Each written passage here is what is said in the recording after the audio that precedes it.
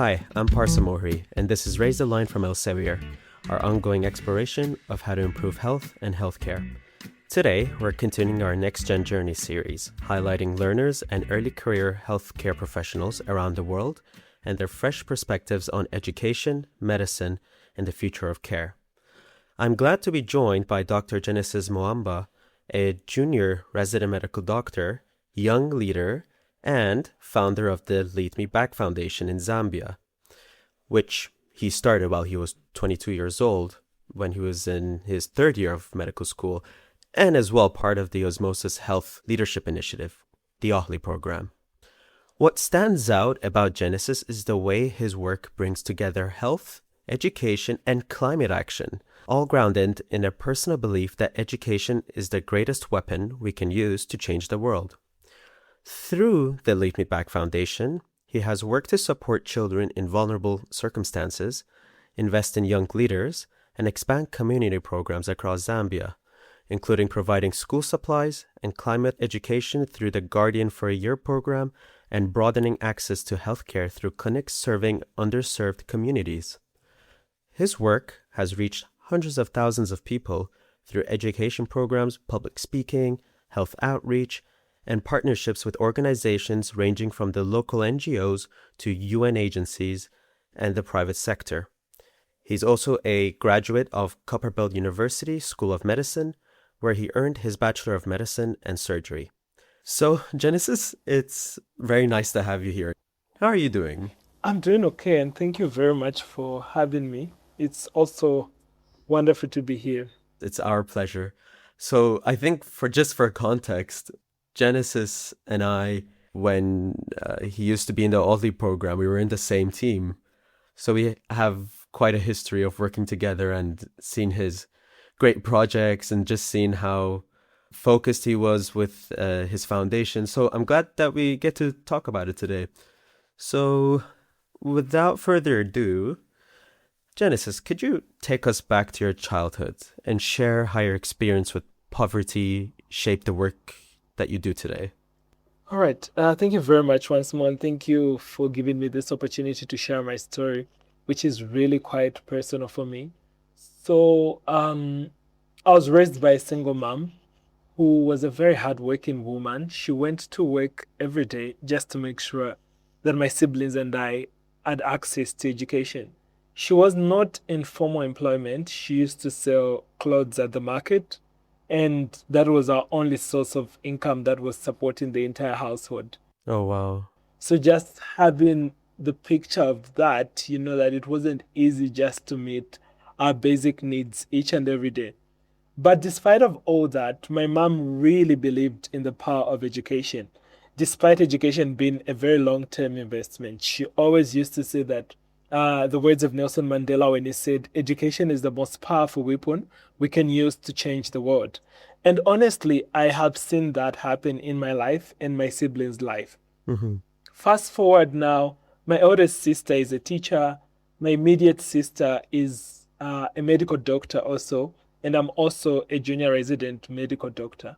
So I was able to see how education really transformed our life. It was our only hope, and it really brought hope to us. So one thing that my mom always used to say is that everyone deserves a chance and a champion. And I was so lucky for me, she was my champion who gave me a chance at an education.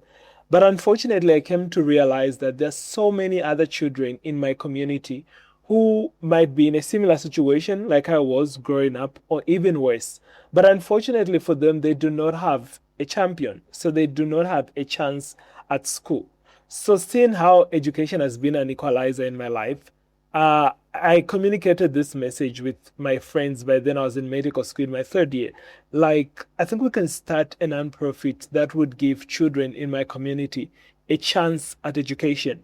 This is the little that we can give for them, and we know that the outcome will be massive at the end of the day when they have access to education. So really my experience with household poverty, and also having a mom who really believed in education, and also seeing firsthand how education has changed my life and my siblings' life, that really impacted and also influenced how I view education and just what motivates me. And that's why 2021, in my third year, started the Lead Me Back Foundation to be a beacon of hope for vulnerable children in my community so that they also have access to education. So really, that's how my childhood has shaped what I'm doing today.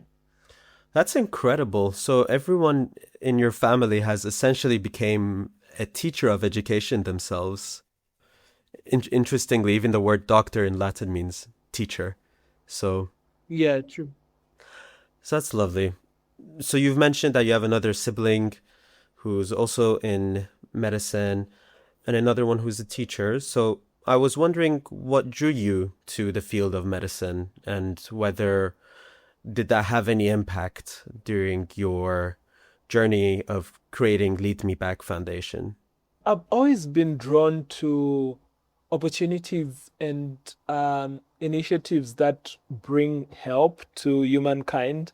And I think one of the challenges that my country faces is our healthcare system. And I have been both on the side where I'm working in the hospital as a medical doctor, and I've also been on the side where I'm with a patient. So I've been able to understand both the gaps that are there. And I think coming into medicine was really drawn because of my experiences when one of my cousins were sick. And at that point, I just felt like the system failed my cousin. So I strongly thought, okay, if maybe I always believe that you can't change a system if you're not part of it. Like sometimes you have to be in there and bring a solution to it. So I thought, let me pursue this career. And it also helped me just to support humankind and help people who are desperately sick and just be that beacon of hope that they can look up to. So that really influenced a lot of me pursuing medical school. And when I got into medical school, I realized like there's a lot to learn and there's a lot to do from the system. And also just understanding that for a third world country like mine and just a lot of other countries and even just developed countries, I think preventative health is very important. It's cheaper, it's less demanding, and it has more impact. So I think because of those experiences, that has also moved me to move closer to preventative health, and that influenced me coming into medicine. But I think also in my third year of medical school, I developed another ambition when it comes to the medical fraternity.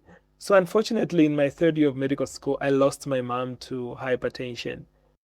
And I feel like the system failed her too because of how just the whole case was handled. And I think if she had more knowledge and if we had invested more in preventative health for her, we would have seen a different outcome perhaps. And the reason I say this is because my mom's case is not unique. I've seen similar cases in the hospital all the time.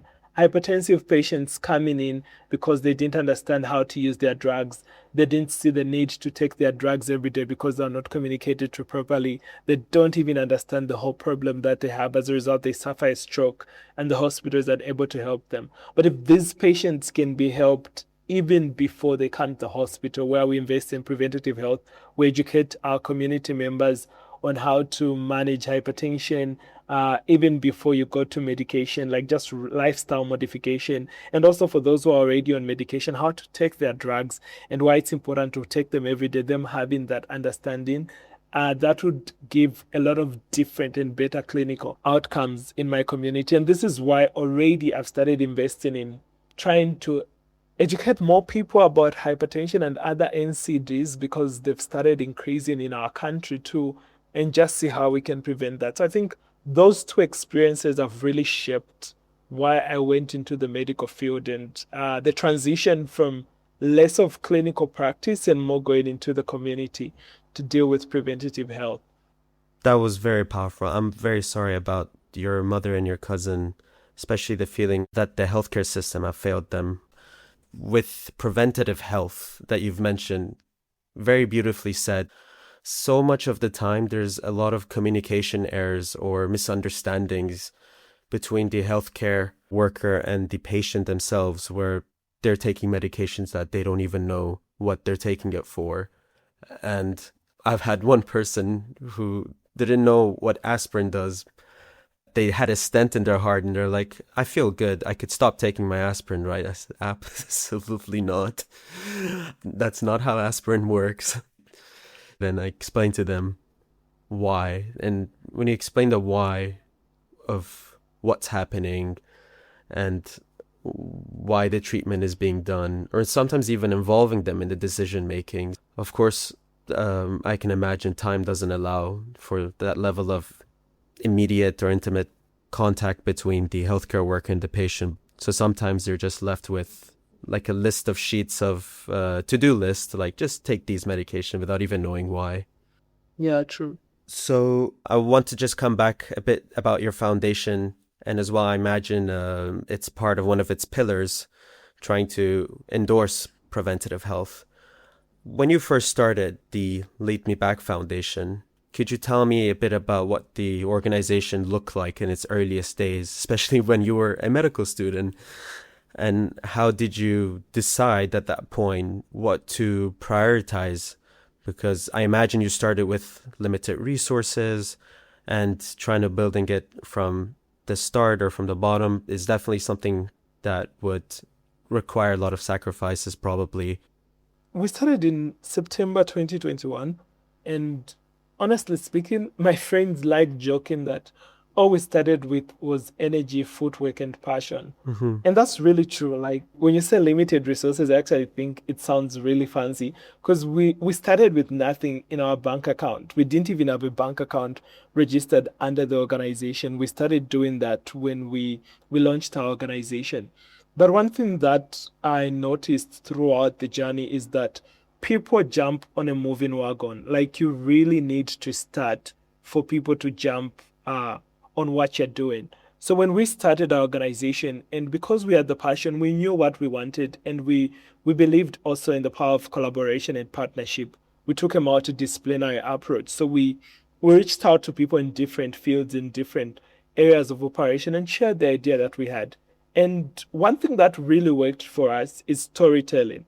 I always say the greatest storytellers always wins, because people were able to relate. These are stories that a lot of people have experienced themselves, where they struggled and someone believed in them, gave them an opportunity, and they had access to education or school. So when we shared these stories and told them of these children who are brilliant and don't have access to education, one of the stories that I really remember vividly was this grade 5 pupil who, when we met her, the head teacher told us that this girl doesn't come to school every Monday because on Mondays there's assembly and she doesn't have proper school shoes. So as a result, her friends laugh at her. So she fails to attend assembly because she's scared that people will laugh at her. So we always never see her on a Monday, no matter how we try to talk to her.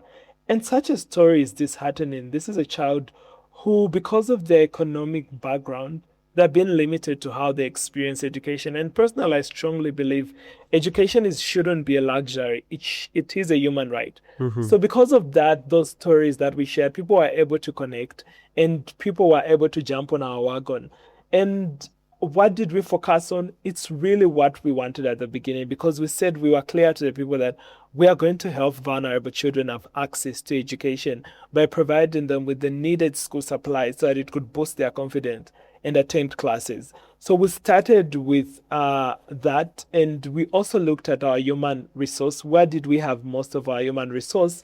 And also finances. How many towns are we able to start with? How many schools? How many children are we able to start with? So by analyzing all that and the resources that we had, we started with the children we were able to start with. And because people saw what we're doing and saw us changing real stories and seeing also giving reports of how the performance of these children had improved, how these children act in class had changed, people were able to join in. And we had also corporates come in and say, okay, you know what, we'd like to help maybe 30 children through your organization. So because of that, we're able to now expand and reach more children. But I think really at the center of it was passion and sacrifice, a lot of sacrifice really, because these are volunteers that we're talking about who we started with, and also putting in their time, energy, effort, and pitching this idea that didn't have results yet to a lot of people to come on board. So I think really that's where we came from, and how we managed to work with the non-existent resources that we had. That's incredible.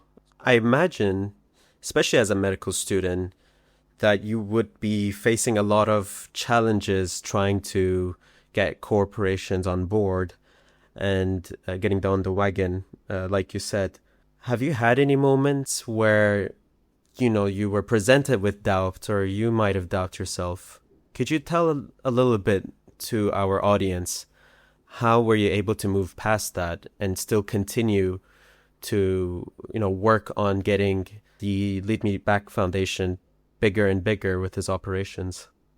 I think I can't really say I had self-doubt, but I think there were times where maybe during the registration of the organization or pitching an idea, and then the person who is attending to you pass a comment that says that they don't believe this will work out. You're just another person who's trying to do something, and we've seen people like you. I feel like that was really disheartening. One moment I can vividly remember was during our registration as an NGO, you're required to obtain fingerprints for everyone on the team. So we had gone to the headquarters of our police in my province to get our fingerprints. And this man passed a comment that was really undermining of what we're doing. Like, you're just young people. What are you trying to do? This won't go far. So, like, for me, that was really disheartening, because when you're in that situation, you're starting already, like I said, with no resources, and you just have passion and sacrifice. You need as many people to encourage you as possible and just to show that they believe in you. But the fact that that man passed those comments, it was really disheartening to me. And also to my team members, I'm like, what are they thinking? Like, I am the one who's leading them, so I'm not supposed to show this. Mm-hmm. So I think those were one of the moments that really got to me. But then when it comes to self-doubt, I've really never struggled with that. And I try to say this in the most humble way. Especially, I usually get the question, like, how have you handled imposter syndrome? The reason I say this is because as a young Black person coming from a third world country, I usually have to work twice as much to get half as far. So most of the time, like, we really have to work so much to just achieve so little. So I think because of those experiences, it takes away the imposter syndrome. Like, for me, I sometimes view imposter syndrome as a luxury.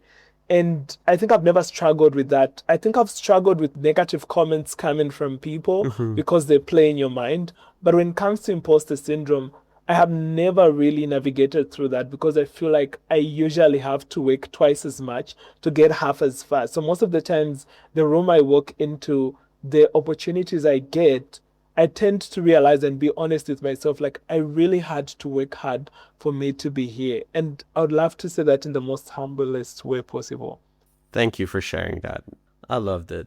It definitely does take a lot of resilience to be able to push back or move past these comments. And with that being said, I'm wondering what was the particular moment or that particular happiness, I'd like to say, where as part of the Lead Me Back Foundation's milestone, where you realized, wow, this could grow into something bigger? I feel like there've been a number of moments like that.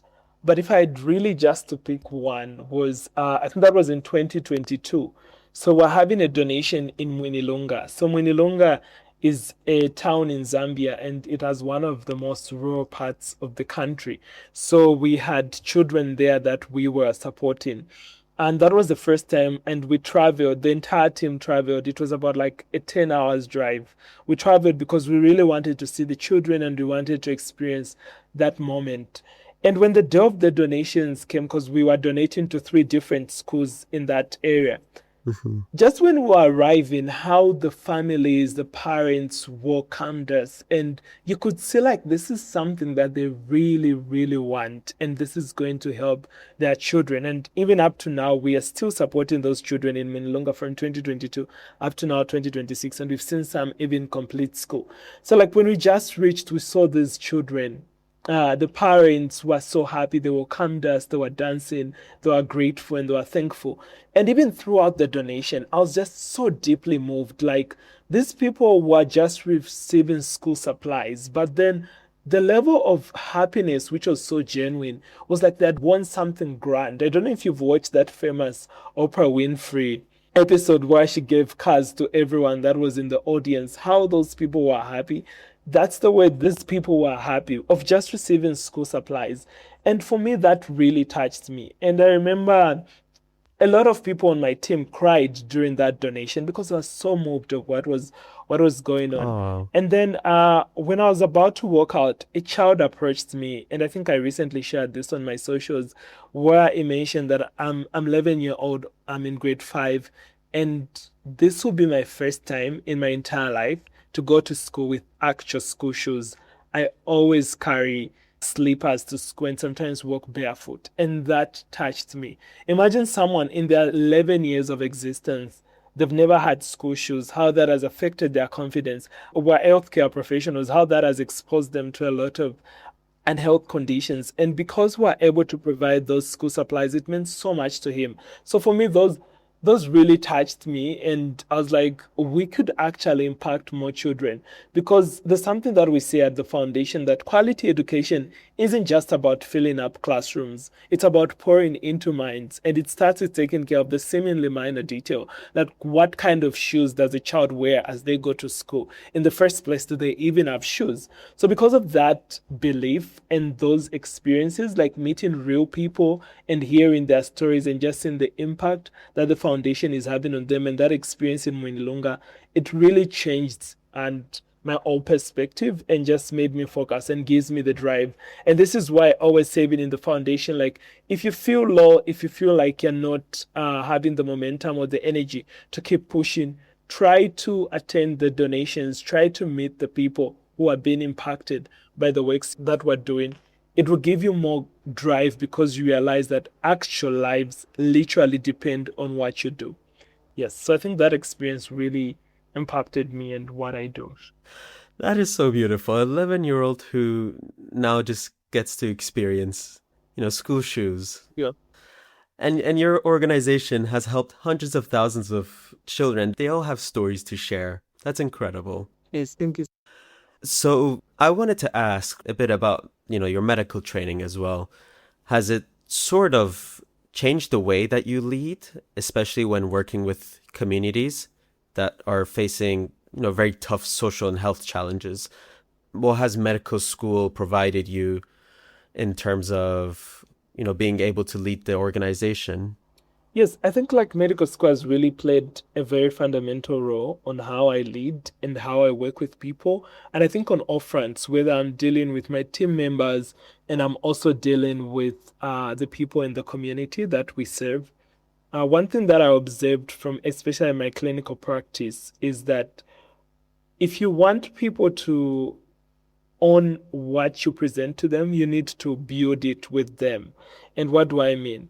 Most of the time, patients would come to the hospital and we just tell them what to do. They don't really have a good understanding of what we are telling them. And I understand sometimes we have a lot of patients, so we're trying to look at many as people as possible. But most of the time, the clinical outcomes are poor, because when these patients go home, they just feel like this was just put on them.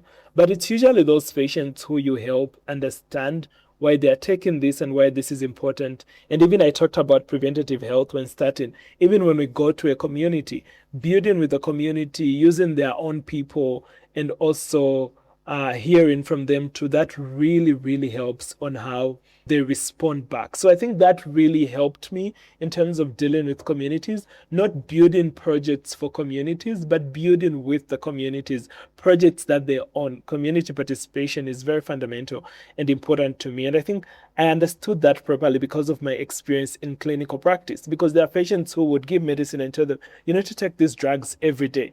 They'll come back in with an hypertensive emergency, and you ask them, why are you taking your drugs? They say, no, I wasn't taking them. I stopped taking them when I started feeling better. Mm-hmm. And in most situations, it's because they just didn't really see the importance of these drugs. You can't compare like my 6 year of medical knowledge to someone who's come in the hospital for the first time and see the importance of that drug. It's only when you make them understand and they own it and participate and feel like they're part of the process. So I think that has really shaped how I lead, because all our projects are community centered. We build from bottom to top and not top to the bottom. We want people of our community to feel part of what we're doing. Even our community, our clinics that we've been able to do, We involve community healthcare workers, we involve people in that community, and that way it's been easier for us to connect to the communities that we lead.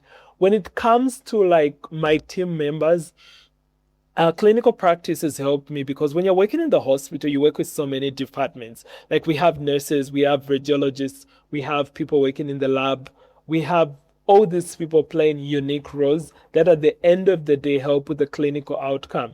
So for me as a medical doctor, I get to have the opportunity to interact with almost everyone in these departments because I need them. I need the lab people to give me the results. I need the radiologists to give me the interpretation of the x-rays, the nurses to support me.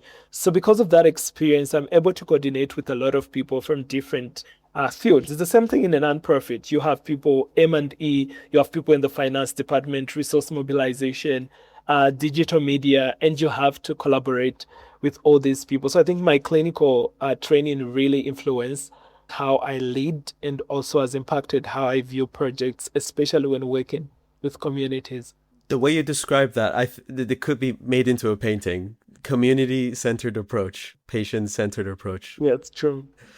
Thank you for sharing that. So you also lead the Youth SDG Summit, one of Zambia's major platforms for youth engagement around the Sustainable Development Goals.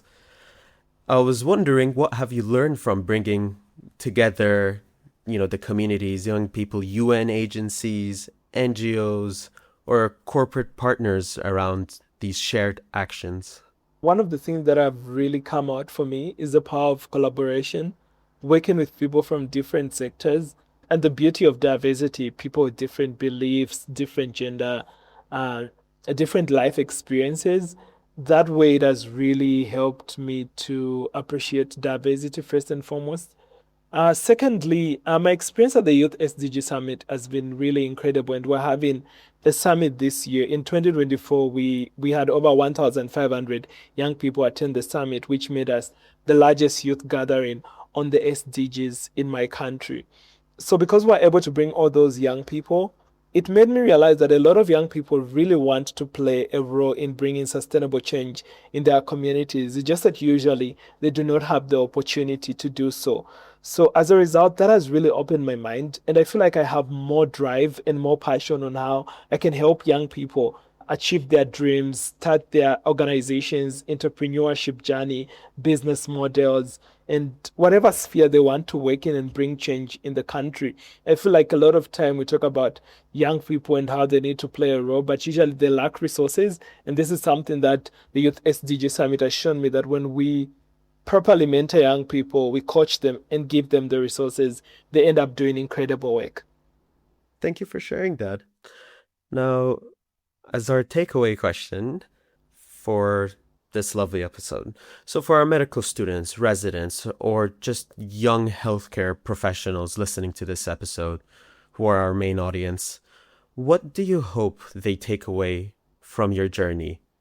So one thing I would like them to take away from my journey is the first quote I would like to give them is the words of Mariam Williamson when she said, "Our deepest fear is not that we're inadequate. Our deepest fear is that we're powerful beyond measure. It is our light, not our darkness, that most frighten us. We ask ourselves, who am I to be brilliant, gorgeous, talented? But actually, who are you not to be? You're a child of God. Your playing small does not serve the world. There's nothing enlightened about shrinking so that other people may not feel insecure around you. We're meant to shine like children do. We're born to make manifest the glory of God that is within us. And it's not just in some of us, it's in everyone. And as we let our own light shine, we unconsciously give others permission to do the same. And as we are liberated from our own fears, our presence automatically liberate others. So when you look at these words, really, they just emphasize on you why you need to be excellent at whatever you do. When you look at Good to Great, the book by Jim Collins, it talks about how good is the enemy of great. Most of the time, we fail to thrive for excellency and what's great because we're comfortable with good, because we have good healthcare systems, we have good grades, we have good works that we're doing, but we can be excellent, we can do great works. So you see that good is an enemy of great. And lastly, Oprah Winfrey says, you will only find true success and happiness if you have only one goal. And there's really one goal. that is to fulfill the highest and most truthful expression of yourself as a human being. So one question I would leave the people who are listening to this is that you need to ask yourself, as an individual, where do I shine the most? What will be my full and most truthful expression as a human being? What do I really want as an individual? Not what's trending, not what my parents have told me to do, not what my friends think is good for me, or not what I think most people are successful do, but what do you really want yourself? I understand that once you discover what you truly want yourself, it sums up all the three quotes that I've given, because you're going to have the most truthful expression of yourself as a human being.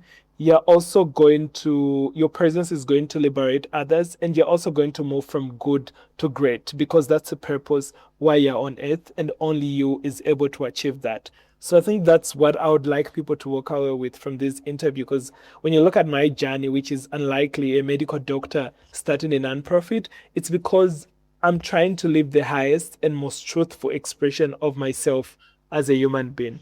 And that's the most beautiful way of expressing oneself. I love this quote. This is actually, I think, one of my most favorite quotes I've heard in a while. Me too. Who am I not to be? Who am I not to be? And as well, trying to perform well, or excellent in this case, one's way of expression, human expression. Well, thank you so much, Genesis. I've had a fantastic conversation with you, just going over your journey, and I'm sure there's a lot that our audience could take away and as well get inspired by. So thank you very much again, Genesis, for being with us today. Thank you very much for the opportunity. It was really good. I'm Parsa Mohri, and thanks for checking out today's show. Remember to do your part to raise the line and strengthen the healthcare system. We're all in this together.